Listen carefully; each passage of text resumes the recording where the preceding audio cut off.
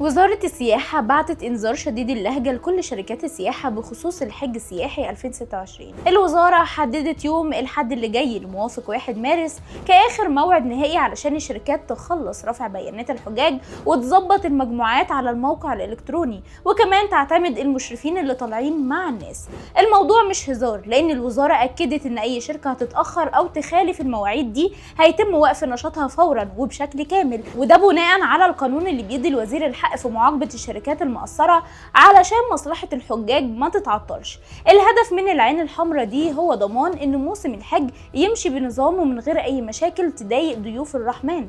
الوزارة بتناشد اصحاب الشركات بسرعة التحرك قبل الموعد المحدد علشان ما يعرضوش نفسهم للغلق وضياع الموسم عليهم.